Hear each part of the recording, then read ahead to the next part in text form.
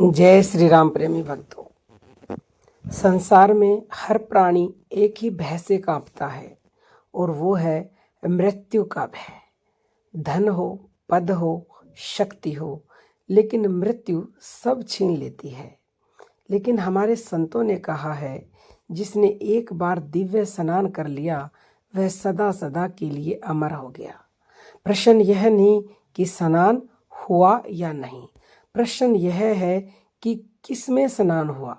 आज हम उसी रहस्य को खोलेंगे जो शास्त्रों में संकेतों में छुपा है और जिसे गुरु के बिना बताए नहीं पता चलता। यानी जब तक कोई आपको खोल कर नहीं बताता, जब तक आप उसे नहीं जान पाते हो। आपने देखा होगा, कोई व्यक्ति रोज गंगा नहाता है, तीर्थों में डुबकी लगाता है, फिर भी उसके अंदर क्रोध, भय, लालच भरे हुए हैं।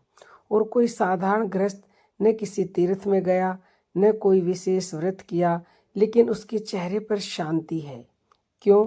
क्योंकि एक ने जल में स्नान किया और दूसरे ने चेतना में स्नान किया।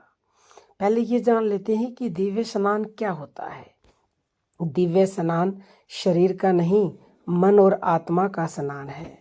हमारे संत कहते हैं, जल का स्नान शरीर का मैल उतारे और नाम का स्नान मन का मैल उतारे। जब साधक मन, वचन और कर्म से नाम में डूब जाता है, अहंकार को छोड़ देता है, तभी वह दिव्य स्नान करता है। ऋषि मार्कंडेय का एक उदाहरण के द्वारा हम आपको समझाते हैं। मृत्यु सामने खड़ी थी, यमराज स्वयं आए, लेकिन मार्कंडेय लिंग से लिपटे रहे। यह लिंग पत्थर का नहीं था, यह नाम और चेतना का लिंग था। उन्होंने दिव्य स्नान कर लिया था, इसलिए मृत्यु लौट गई। और प्रहलाद को सभी जानते हैं, अग्नि, विष, हाथी, पहाड़ सब प्रयोग हुए, लेकिन प्रहलाद डरे नहीं। क्यों? क्योंकि वे बाहर नहीं, अंदर स्नान कर चुके थे। नाम में डूबा व्यक्ति मृत्यु से पहले ही अमर हो जाता है। संत कबीर साहब कहते हैं, जब मैं था तब हरि नहीं, अब हरि है मैं नहीं।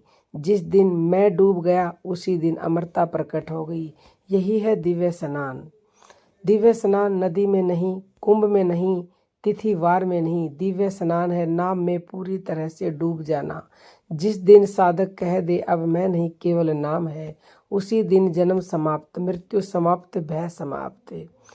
कलयुग में लंबी तपस्या संभव नहीं, कठिन साधना भी संभव नहीं, इसलिए संतों ने सरल उपाय दिया, नाम का स्नान, नाम में डुबकी, नाम में डूब जाना। एक बार सच्चे मन से किया गया दिव्य स्नान लाखों जन्मों का मैल जला देता है।